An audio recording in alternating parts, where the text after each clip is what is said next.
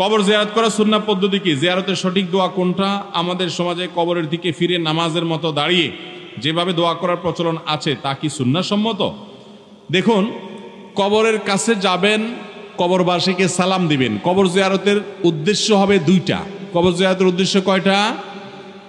এক নম্বর উদ্দেশ্য হলো কবরে যাবেন যাতে আপনার আখিরাতের কথা স্মরণ হয়, যে আমাকে এখানে আসতে হবে, তো সোজা হয়ে যায়, সময় থাকতে আমি তওবা করে ফিরে আসি।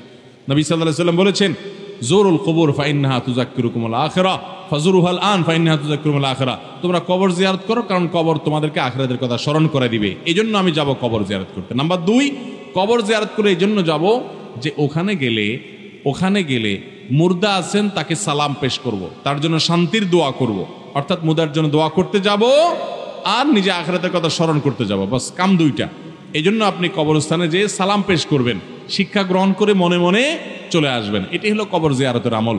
সেখানে গিয়ে অনেকে বলে যে দুরূদ শরীফ 12 বার পড়তে হবে, সূরা ইখলাস এতবার পড়তে হবে, সূরা ফাতিহা এতবার পড়তে হবে, সূরা আলহাকুমুত তাকাসুর এতবার পড়তে হবে।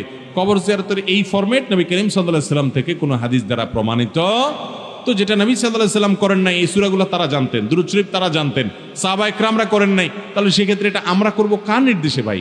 কবর জিয়ারত করা যদি একটা আমল হয়, একটা ইবাদত হয়, সেই ইবাদত হবে মুহাম্মদ সাল্লাল্লাহু আলাইহি ওয়াসাল্লাম বাতানো পদ্ধতি অনুযায়ী, না আমাদের মন গড়া। আমাদের মন গড়া হবে?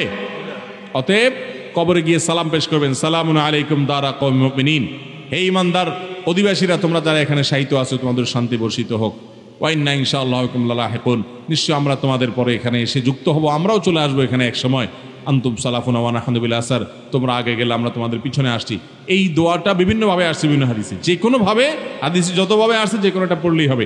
এমনকি আসসালামু আলাইকুম ইয়া আহলাল কুবুর, হে কবরবাসী তোমাদের মধ্যে শান্তি বর্ষিত হোক, এটুকু আদায় করলেও সালাম দেওয়া হবে, এটাও বিভিন্ন রিওয়ায়াতে আসছে। যার কারণে যে কোনোভাবে বর্ণিত সালামের যে ফরম্যাট আছে, আপনি ফরম্যাটে সেখানে সালাম নিবেদন করবেন, এরপরে চলে আসবেন। যদি সেখানে দাঁড়িয়ে আপনি দোয়া করতে চান, তাহলে ওই কবরওয়ালার দিকে না, দোয়া হবে কিবলার দিকে, আল্লাহর কাছে। কার কাছে দোয়া হবে? আল্লাহর কাছে। আল্লাহ তাআলা আমাদেরকে শিরক মুক্ত ঈমান এবং আমল করার তৌফিক দান।